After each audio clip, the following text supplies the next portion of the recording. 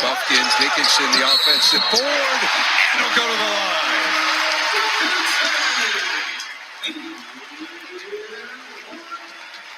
14 now for Hunter Dickinson.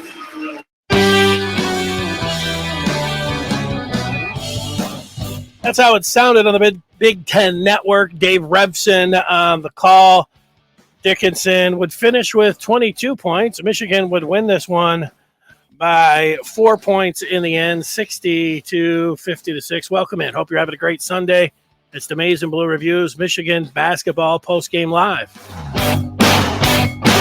We're here after every Michigan basketball game talking about the Wolverines and what they did out on the hardwood. And today, this was a game. Michigan goes in as a 12.5-point favorite, and you're thinking, okay, this is one Michigan can go out there and win this game, and it was a rough go. It wasn't always a foregone conclusion that Michigan was going to win this one. In fact, it came out. You head into the game and you look at some of the numbers.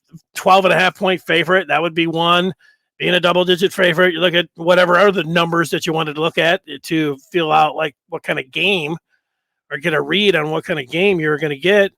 Ken Pom numbers have Michigan at 56 heading into this one. Minnesota, 194. That's the worst in the Big Ten. I mean, that's a terrible Ken Pom number. So you're thinking that this could be a relatively easy day for Michigan. It was anything but, as the Gophers jump out to a 16-6 lead in the first half. Late in the first half, Michigan comes back, but Jet Howard rolls his left ankle. He has to get helped off the floor. He doesn't put any weight at all on that left ankle. We'll see. But, if you're telling me that he's going to miss some games, I would say, or you want me to guess, I would say that, he's probably going to miss some games. But it was tied at the half at 23. Not a great, pleasing to watch first half. Michigan just shooting 33% from the floor, including 1 of 8 from downtown. But you get into the second half, and the U of M grabbed a little bit of a lead, and Dickinson put them up 8 with 9 to go. But the Gophers, would cut into that lead, and they would hang around until really it was a 3-point game with 5 to go. And then over a 2-minute stretch, it looked like it was going to be decided. Dickinson down low, got fouled and headed to the chariot stripe and made 4 straight. And then TW2 and Doug McDaniel had back-to-back layups over a 2-minute span that put Michigan up by 9, 55-46. But it wasn't over. The Gophers got it down to 4 with 1:13. And, they were looking to go to a hack-a-shack or a tackle-a-terrace with Terrace Reed Jr. out there shooting in the low 20s from the charity stripe. But they got him out of there. And then there was a play where Will Cheddar slid over and took a charge, but they looked at it and ended up being a block. So you get this down to a 3-point game, but then inexplicably Minnesota, instead of trying to get a foul or trying to get a steal rather and foul on the inbounds, so the battle hip checks Will Cheddar into the bench, into the scoring table, and so that's an intentional foul. Cheddar drains both free throws. Michigan gets the ball back. It was still a little bit of an adventure there, throwing the ball around, almost a steal, but they win the game. In the end, 60-56. Now, what do I take away from a game like this? Michigan is, they're in trouble. Yeah, they could still go out and put some wins together, put a couple wins back to back, and they could climb into the top 10 of the Big Ten. And if you're in the top 10 of the Big Ten, you've put yourself, even though it's a long ways away, at least on the bubble or in consideration for postseason play for the NCAA tournament. But as you look at it, and right now they're on the outside looking in. And now they've got Jet Howard hurt. So, this, if you're asking them if that's what it's all about, is getting into the NCAA tournament, it is not too early to at least discuss that. And, do you look at them and say, well, do they look like a tournament team? Not really. They're going to have to go out and prove it on the floor and win some ball games. I thought Maryland, considering how Michigan handled them the first time around on New Year's Day, blew them out by 35, that might have been a road win that they might have been able to pick up. That didn't happen. Of course, they had to win today's game, you would think. We can always take your feedback, take your calls. If you're on Spaces, that happens. Mr. Martini saying this was a much-needed dub. Dees is saying that this team is not very good. Bad coaching, terrible team building, rookie point guard, terrible defense. Why is Reed in the game late with that free throw percentage? Bufkin lacks discipline and waste possessions. Well, let's go through. They don't look like a very good team, and I tell you, the execution or lack thereof late. With they did get Reed out. He was in there. I mean, at what point? Like, I would have gone if I was Minnesota. I might have thought about going to tackle Terrace a little bit earlier and put him on the line. But as soon as it happened, and they sent him to the line, they still had a little bit of a cushion there. I'm not going to kill Juwan on that. Reed's got to step up there and make some free throws. If he would have kept him out there after that, when clearly they would have been going to a hack-a-check situation, that wouldn't have been good. But I'm not. I don't think you kill him on that. The execution with the inbounds and some of the passes that look like an adventure there, and so I think you can look at some of that and say, hey, they got some things to work on. Of course, that there's no arguing. They do have a rookie point guard in Doug McDaniel. The defense is the biggest thing. Like, this team needs to get in front of somebody. The whole thing about when you're playing basketball, it's certainly offensively, coming down, being able to make a shot, but you have to guard your opponent. You have to get in front of them, and you have to really work at that. And, if you're telling me that Michigan doesn't always work at it, or they're not a very good defensive team, I'll agree with you on that. They don't look like that. So I think they've got work to do there. And yet offensively is the spot that you look at them and say, that's the part that they struggle in even more than defensively. So, they're not really good offensively. They're not really good defensively. And, Bufkin's one of their better players. So you're going to have him out there. It's not like you can go to the bench and say, okay, let's bring in Joey Baker. Joey Baker had, his worst game in the maize and blue. He blew a wide open layup out in front of everyone. He had a catch and shoot 3 wide open that he airballed. He took another one and took a bad foul late, got one blocked, and, it was a poor game from him. You don't have a lot of solutions over there. So, if you're eyeballing Bufkin and saying that, that he's one of the problems, you're in trouble. I'll say this, there's people that, and this is what's going to happen. You struggle and you lose ball games. The people who, I don't want to say they attack you, but they definitely are like, why don't you make a change in the starting lineup? Why don't you try something different? And I think that is totally fair. I think asking Juwan Howard if, he was going to tweak the starting lineup, I know he wouldn't like that question. Like, if somebody in the post game this afternoon, like right now it's going on, said, hey, Juwan, have you given much thought? How much thought have you given about tweaking the starting lineup? The completely fair question. Juwan probably going to blow that question off and say, no, we hadn't thought. We're just trying to get better, whatever he would say. But it's a legit question, and people are asking it. So I'm not. To me, it's not like they have a lot of answers to begin with on the bench. They don't have really a whole lot on the bench. But could they put Terrace Reed Jr. in the starting lineup and work him with Hunter Dickinson? They could. That would be one that they could go to. Another one, they could put Will Cheddar, who people have been calling for a couple games right now, to see more of Cheddar, and maybe even in the starting lineup. That would be another one that clearly Juwan Howard could go to. But now you've got Jett Howard out of the game, so it wouldn't be a very good question, because Juwan would say, yeah, we're going to have a new starting lineup maybe coming up against Purdue if Jett can't go. There you go. And, if you had to, guess right now, hopefully Jett, ankles are funny. Sometimes you can't put any weight on him. He goes through the night. Next thing you know, he's good to go tomorrow.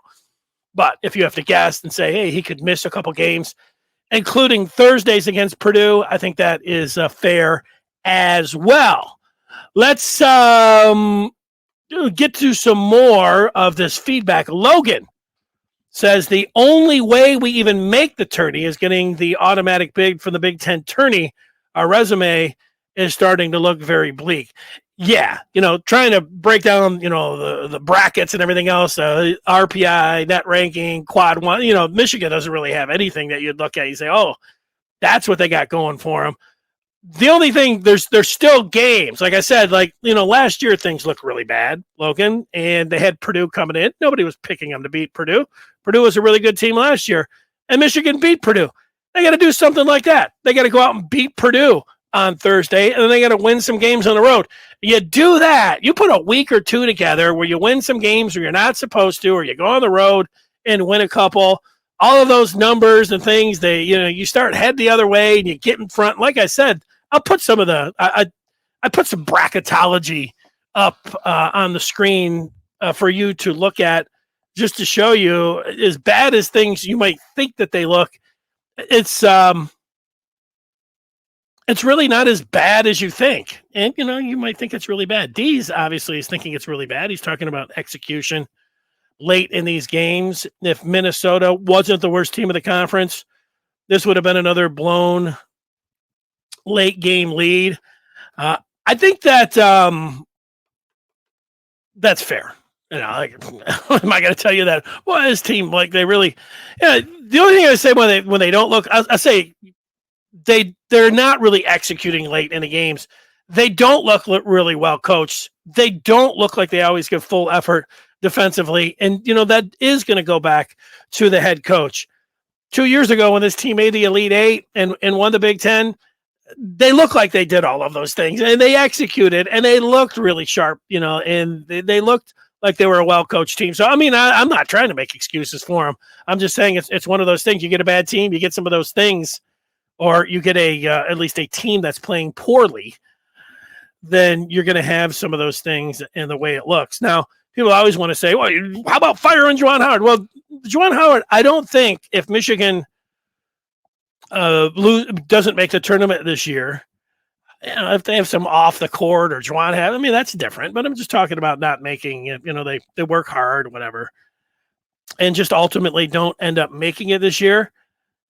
You can say that you would like to see a move or whatever else, and you might have a little bit of a point, but I don't think it's happening. And I don't think it should happen. I'll put my I'll put myself in Ward Manuel's shoes. It's not happening, and I wouldn't make a move on Juwan Howard. It's not, absolutely crazy talk or anything else, but I just look at even when John Beilein was here and he took Michigan to the tournament, took them all the way to the championship game. He didn't just continue to go to the NCAA tournament every year. Michigan missed the tournament, barely made it as a one of those, which I don't even really count. Neither is anybody else. One of those first four. Michigan was in that position with John Beilein. So, you have to watch while you're like, get him out of here. It's like, what if you would have said the same thing about John Beilein? So, whether you want to say it's a mulligan for a season, but and you might want to even say even next year, but when things really don't look good, I think it's at least fair to, talk about next year could be a key year. After this season, that's extreme. But look, you're also talking about, whether it would be, the really, whether you want to call them diehard fans or, most times those are not folks that are talking about, hey, let's take a look at the long view. That's not what's happening. So, D's, we're in agreement here. If Jet is out for any extended period, I don't know how Michigan makes it. That's right. Eric says Beilein was the GOAT and developed 3 stars into Michigan icons. Fundamentals were on point. Yeah, well, he was a great coach. He had his system. He identified players and was ahead of the curve in college basketball. When John Beilein came in, I can remember he was called Dr. Strange Hoops because he focus so much on shooting 3-pointers. People would say, if you just focus on 3-pointers, you're never going to win anything. It's all about make a three, miss a three. You got to get it inside. This is the Big Ten.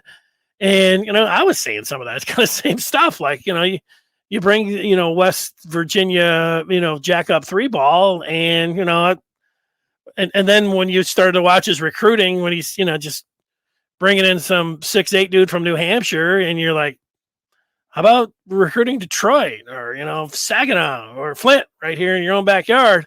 And then when you'd hear John Beilein say things like, I'm not emphasizing rebounding or getting to the free throw line. It's like, what? You hear coaches say that, but, he was more about getting the right shot and get you into play. So, but, he was ahead of the curve. The stuff that, he was talking about when he came in is the way college basketball went. So he was great in the end. No doubt about that. And Mr. Martini is correct. Treppa wants to talk football right now. Treppa, take a shot, I'll answer a football question there. I look at all the feedback. It doesn't matter. We can do anything we want here. I went through the game. I do want to put up the box score. We'll roll through that a little bit. Dickinson had 23-9 in this game. Bufkin, 12-4. Doug McDaniel had 10 points and 8 boards, hit a big layup late. T. Williams didn't have the greatest stat line, but he hit a big layup over that 2-minute stretch late that helped Michigan win this one. 5 points, 3 boards for TW2. Jet Howard did not score, was not playing well. He got hurt with, I think, under 2 minutes to play in the first half. And then they say insult the injury as he had to get helped off the floor. And hopefully he is going to be okay. But he was not having a very good night as things were going. Will Cheddar, you would think that he would be the one that if Jet Howard can't go on Thursday, it would be, as we like to say, Will Cheddar season. As you might be able to see the redshirt freshman get his first start in the Maize and Blue. He had 4 points, tried to draw that charge late. Terrace Reed Jr., 4 points, 5 boards, and an assist, 0 of 2 from the free throw line. Joey Baker had his worst game in a Michigan uniform. It's one that he is going to want to forget for sure. Let's see. Steven asking about who wanted Beilein fired. People questioned a Beilein in whether he, especially in the early going, about his recruiting strategy. Like I said, he was bringing in like 6'8" dudes from New Hampshire and people that nobody had ever heard of. And in his own backyard, it's like, why wouldn't you bring in a Michigan guy if everything's going to be equal? And then even when he made, the championship game and had Trey Burke and everything, they didn't follow it up with tremendous recruiting hauls. He stuck to his guns and stayed the same way that he was, going with dudes that weren't necessarily where people were like, this isn't, you're not going back to, you did it once, you won't be able to do it again. And then he didn't make the tournament, and people were like, I don't know about people calling for him getting fired. People were like definitely on him about his recruiting strategy. And at first they were on him about his whole philosophy about playing basketball. I thought that Beilein, trying to figure out what my feeling was when he came in, my feeling is that Michigan, they just, I worked in Ann Arbor through the Brian Ellerby years, and at the end, with everything with Ed Martin and how all that went, it was really embarrassing to the university. And there were a lot of people that were just like, look, we don't care about basketball anymore. We just want it. We just don't want, the NCAA and Ed Martin. We don't want this to be an embarrassment. And Tommy Amaker came in and did a really nice job bridging the gap for basketball because, they weren't the greatest teams. And he wasn't the greatest coach, but he didn't have you needed somebody like Tommy to get him out of de facto probation, and Tommy was able to do that. And I thought with Beeline, they were bringing in the professor, and I thought that Michigan fans would be happy. Just let him coach them up every 4 years, like make a run at the Big Ten every 4 years. Get a senior laden team. Maybe make a little push in the NCAA every 2-3 years as well. Not a lot of high expectations. I did not have for John Beeline, so he really exceeded those. But I didn't think he was going to be what he was coming in. But like I said, he was ahead of the curve on everything, and there weren't many people that were predicting that, despite what anybody says. I was around for that. That would be what you would call revisionist history if anybody's touting like, oh yeah, I knew what John Beeline was all about. No, you didn't.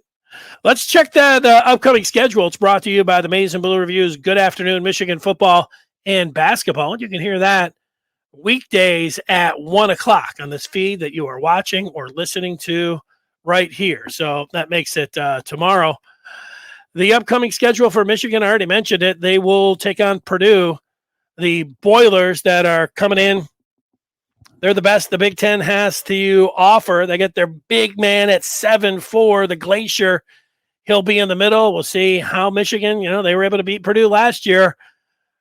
I don't think many people are going to be predicting it this year, but nobody was predicting it last year. So we'll see if they're able to give the Boilers and Zach Edey much of a game. Edey is the Glacier, the big man in the middle for Matt Painter and company. A week from today, it will be Michigan at Penn State. That is a noon jump out in Happy Valley. And then you have coming up a week from this Thursday game, you're already into February. So just 2 remaining games in January. That is a 7:00 start at Northwestern for Michigan. So that is what's going on. Oh, here we are. That's it. Let's get Treppa wanted to ask a football question. He's asking about John U. Bacon and a relationship with Jim Harbaugh and Ward Manuel that they have barely spoken since May after a shouting match. He said that they don't speak. I would say that, Bacon, I don't agree with all of what he said. I don't know why he's, John Bacon has to, he's carved out his role as this Michigan historian, as this Michigan man, as this Michigan professor. So people go to him on all Michigan matters. And then, he does do a radio spot. So people do expect him to bring something to the table. So he has to, he can't just come in and I guess say nothing. So, but I don't know how it didn't seem like he was overall correct with making the assertion that he was about Ward. And I don't know what good it does to say things like, there's been a number of times you've seen these guys standing together and they did work together with this contract. And so talking with somebody that's in the athletic department that might be like, these guys don't really get along. I don't know what good that's doing, but what do you want to say? What else are you going to say about it? So that's it. All right. I think that is going to do it here. 1:00. We'll talk a little Michigan football tomorrow. The basketball team, we'll see what the status is going to be for Jet Howard, and then Michigan. We'll see what they're able to do coming up on a Thursday against Zach Edey and the top-ranked Boilermakers, the sit up top the Big Ten. Scott saying Purdue is much like Beeline's teams of yesteryears, no 5 stars, but solid from head to toe. The only thing I would say about Purdue, and this is the whole thing overall about the Big Ten, is that the Big Ten is not looking so hot themselves. And if Purdue is the one, Purdue doesn't do anything in the NCAA tournament. They never have. It's been, decades now since they've had any success. So, counting on Purdue to do something in March is, I don't know, that's like, thinking about the Lions, like, winning a playoff game or something, thinking about Purdue as the one that you want to pin your hopes on. So you may say they look a little bit like John Beilein, but John Beilein actually, would have some success in March. The Boilers have had none. Here's some of the numbers for Michigan. If you're just thinking about it, here's why it's not as bad as it may look or feel to you. This net ranking isn't any good. The 12th in the Big Ten. The Ken Palm numbers heading in, Michigan was 11th at the 11th out of the Big Ten, sitting there at 56. None of that's good until you start just looking at what some of these guys that are already putting their bracketology together. Last week, Lenardi said, I thought maybe, the Big Ten generally, you think, hey, maybe about 7 or 8 teams will get in. Lenardi had 10 last week. The Athletic on Friday, I'm looking, just reading their stuff. They claim 11 bids, going to the Big Ten already. And, that sounds really high to me. And then Friday, the Big Ten Network, they projected 9 teams getting into the tournament, and they had their seeds. Purdue, who Michigan will see on Friday, but there you go. Rutgers, Michigan State, who lost to Indiana, who's not up on the screen. Not one of the 9, but then Illinois, Iowa, Penn State, Wisconsin, Maryland, and Northwestern. Is Ohio State? Ohio State's not there either. Some of the last 4 ins or last 4 buys, Penn State, Northwestern, Ohio State, they're all right there. Look, there's a lot of Sundays. This is a Sunday before we're talking about Selection Sunday. There are, I would say, from 1, 2, 3, 4, 5. There's 5 teams in the Big Ten that you can say maybe are not half bad. But once you get to Penn State, Wisconsin, Maryland, Northwestern, Ohio State, Michigan, there's a half dozen, 7 teams. Michigan could be, as good as any of them. And, Penn State could be, so there's a long way to go. And I think that's the encouraging part where, Michigan, yeah, they're on the outside looking in with a lot of this stuff and their numbers aren't great and everything. But the Big Ten overall is not really that hot, even though as a conference, the Big Ten Network thinks they'll get 9 in. The Athletic on Friday said 11 teams. Amazing. 11 teams would get in. And I was watching last Saturday, and Lenardi, he got his Twitter hacked this weekend. So I don't know. Maybe somebody put up something crazy like every team in the Big Ten is going to get in. But he had double digit teams out of the conference last week. So that's what I would say is the good news for Michigan. While they don't really look like a tournament team, they haven't really played like a tournament team, they go out there and get some wins, they can move up and they can get into the tournament. Last year at this time, what were we saying? Team's not a very good team. Team's not a tournament team. Caleb Houston can't shoot. The bigs don't work together. They just it's not happening. Devontae Jones hasn't, and then they were able to make the tournament. It started with a win over Purdue, a top-ranked Purdue at home. That's what Michigan has coming up straight ahead. So we'll see how they're able to do. They'll be a big-time underdog at home to the Boilermakers. Nobody will be predicting them to pull the upset, but people will be looking back to last year, just like I have a number of times, and how Michigan was able to turn things around when it was all said and done, looking back to that Boiler win at the Chrysler Center. That's when we'll talk with you next after a Michigan basketball game. Reminder again, tomorrow, 1 o'clock, we'll be here on Good Afternoon Michigan Football and Basketball, talking about the latest in Michigan sports. Until then, everybody have a great rest of their Sunday. Michigan wins this one by 4, 60-56. Everybody have a great day. Thanks for watching and listening.